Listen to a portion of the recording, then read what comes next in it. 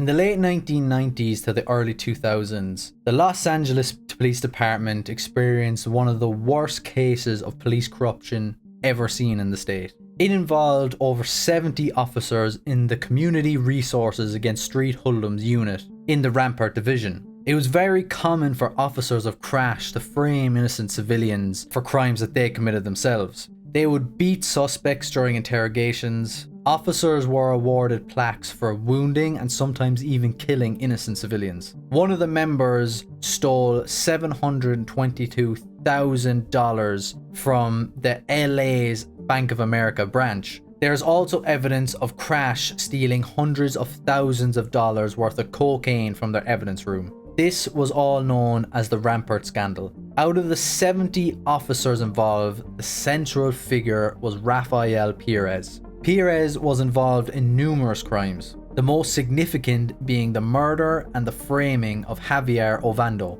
But the crime that eventually got him caught was the resale of $800,000 worth of cocaine. Perez accepted a plea deal where he revealed the Rampart scandal in exchange for immunity. In a statement to the court, Perez said, "Above the threshold of doors that led to Crash offices, you will read such statements as some rise by sin and some by virtual fall, as well as we intimidate those who intimidate others." He finished this part of the statement with, "Whoever chases monsters should see it that in the process they do not become a monster themselves." This quote is taken by a book called Beyond Good and Evil. Years following the Rampart scandal, the story was adapted into multiple forms of media. TV shows, movies, books, and even video games. Today, I wanted to look at Grand Theft Auto San Andreas, which took heavy inspiration from the Rampart scandal. One character in particular stands out,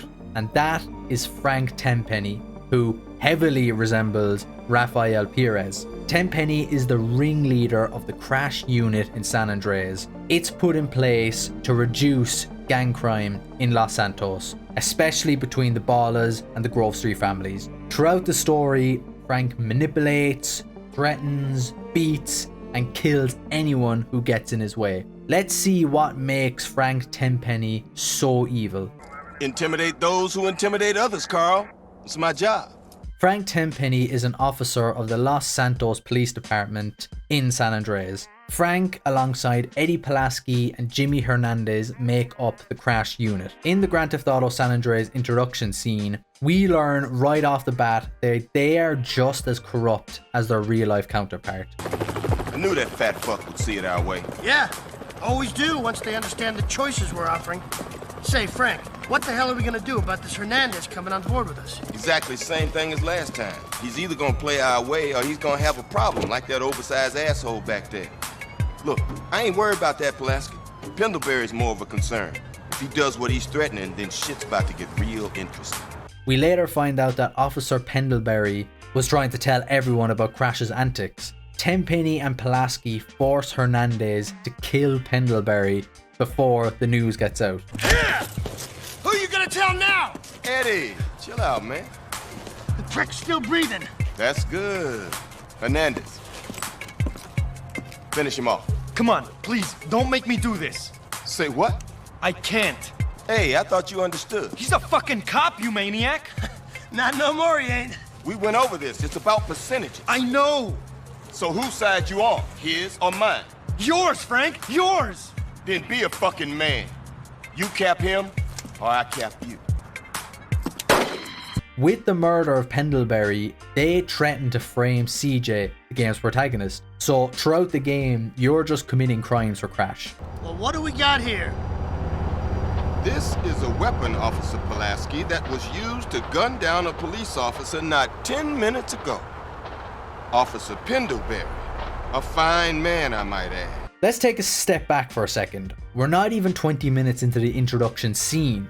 Like, we haven't even picked up the game yet. And yet, we already know how brutal Frank and Crash are. So why is Tenpenny doing this? To figure this out, we first need to understand what is the point of Crash. In basic terms, the Community Resources Against Street Hoodlums unit is there to reduce gang crime in Los Santos. Now, as the story progresses, you're going to think that's Frank's goal all along, even though he does it in the most disgusting way possible. His ideology is to pin all the gangs against each other, while all the gangs are on a level playing field. This way, they'll keep killing each other equally. As an officer in charge of putting an end to gang violence, I find myself in a difficult moral position, Carl. Yeah, right.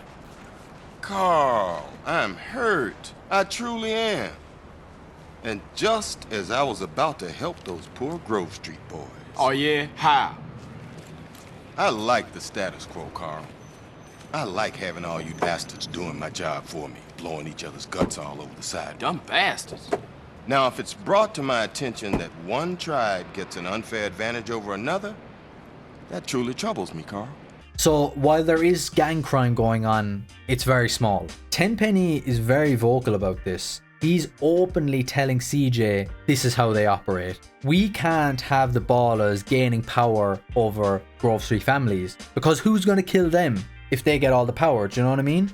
It makes Crash's job a lot harder. But as we will soon find out, this is not Tenpenny's ultimate motivation. Tenpenny's true goal is money and power. He's just using Crash to hide the truth. While Tenpenny claims he's pinning all the gangs against each other to wipe them out, he is actually an ally of the Ballers, because the Ballers are not afraid to sell and distribute crack cocaine, something Grove Street families are extremely against because of their principles. Like we were saying, no more bakes in the streets. Finally.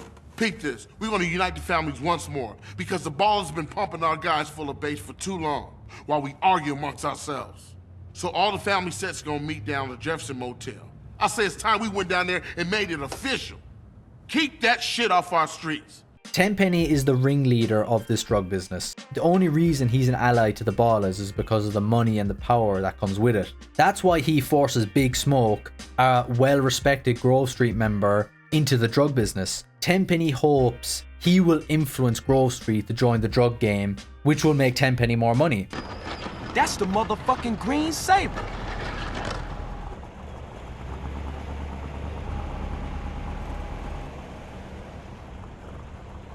Shit, Smoke?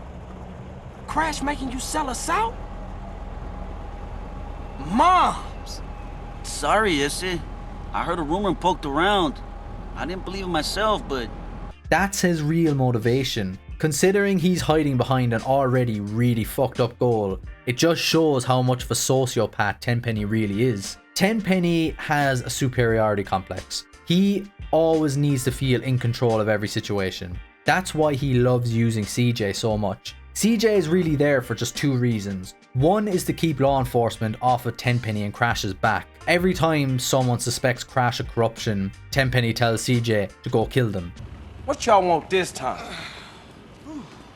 Well, what we want is to get on with our jobs in peace without some damn bleeding heart liberal poking his nose into affairs he won't even understand. The press on the What the hell would you know about it, boy? Whoa, easy there, Eddie. Let's not get ahead of ourselves. Some young journalist out there is trying to get a name for himself. He doesn't know how the streets work. That he's supposed to report what he's supposed to report. Yeah, anyway, we need you to shut him up for us. And that Stooley. Shut him up, too. Yeah, there's some reporter who's digging up dirt on Pulaski. We don't know who's talking. And the second reason is he just loves it. He loves being in full control of CJ. He's constantly undermining him. Like, he's nearly treating him like an animal in a way. Huh? Eddie, I can't deal with this guy. He's an idiot. Let me air this fucker out. No, officer. For once, let's let the kid do something good with his useless life. This is further proved at the end of the game when Tenpenny is slowly losing control of the situation. People are starting to suspect Crash of the corruption, so he completely takes it out on CJ. Yeah, I was starting to miss you guys. Now, why don't I believe you? Get over here. Now, things have developed since the last time we met.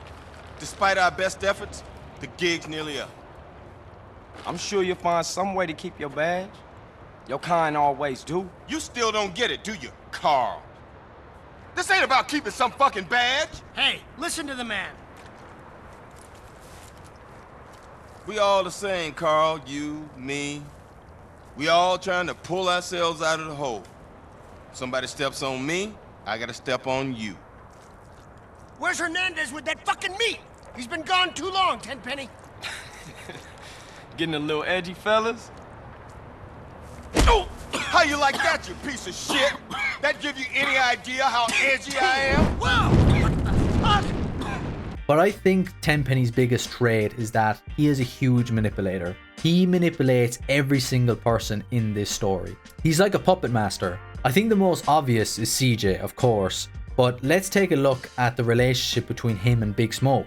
Tenpenny uses Smoke for his own benefit. He wants Smoke to get groseried into the drug business. In return, Tenpenny will make Smoke the leader of the business. But this is not true. Sure, like Smoke gets a small bit of money and stuff like that, but don't be fooled. The person that gains the most is Tenpenny. And being honest, if Smoke didn't do this, Tenpenny would just kill him anyway. He doesn't give a shit about anyone as long as it benefits him. You took the money.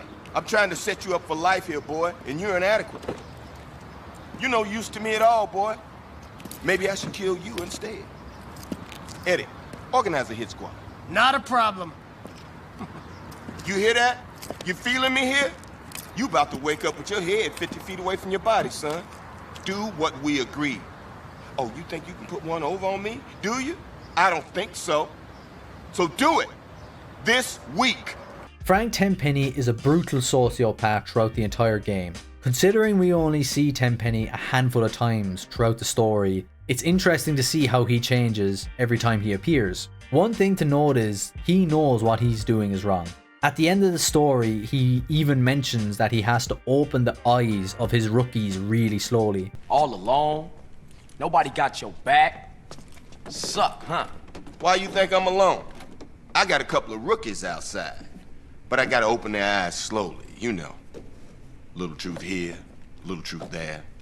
With this, Tenpenny knows people are always going to be after Crash, which they are. Every time he asks CJ to kill a reporter or an officer, you can tell he's visibly getting more frustrated by that because the cases are becoming more serious. He becomes more agitated, angry, considering how calm he is with CJ at the beginning of the game. But what's really happening here? He's losing power. That's one of the game's themes, the struggle for power. It's everywhere if you look at it. Tenpenny's fall from power, CJ's rise to power, the Ballas rise and fall, and Grove Street fall and rise. Tenpenny knows how risky the game is. He knows if he's caught, his life is over. That's the price he has to pay for corrupting the system. Frank Tenpenny is a symbol of systematic abuse of power. Consider this. Crash was put in place to reduce street crime. Tenpenny was given the highest power to do this job. But instead of using the power to actually help with street crime,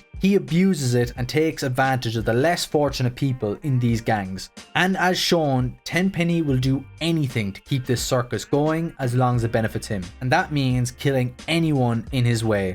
Officer Pendlebury, all those reporters, the FBI agent at the end of the game. This makes Crash no better than any of the other gangs. They just have power, which makes them 100 million times worse actually. It's not only he has full control of the gangs. Did you ever stop to consider how he makes his money? It's crack cocaine. A major backdrop to this story is the crack epidemic that devastated communities during the 90s in LA. So not only does he manipulate the gangs, he destroys the community by making them sell and use drugs. Just a little bit of party.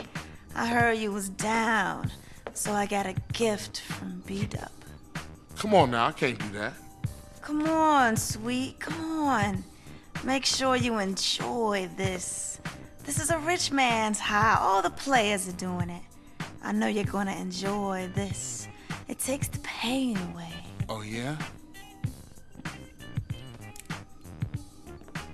Oh, what the hell you doing? Shit. Man, everything is KKK. Man, I just want to see what's so good. What's wrong with you, man?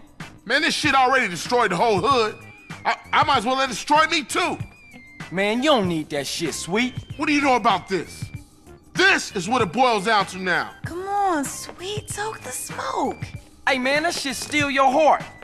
It's an extremely vicious cycle that Frank Tenpenny has created because he was given power to do so. So this is why I think Frank Tenpenny is such a fantastic villain. He was put in a place of power to help the less fortunate, but he takes advantage of them. If you think about it, CJ ends up killing his lifelong best friends, Ryder and Big Smoke, because they were selling drugs. But let's not get this wrong. That was Frank Tenpenny's doing. He manipulated CJ into killing his best friends. You know what I mean? It's just, it all comes back to him. At the end of the story, Frank Tenpenny crashes a fire truck into Grove Street and inevitably dies from this, but not before saying a couple of words to the Grove Street members.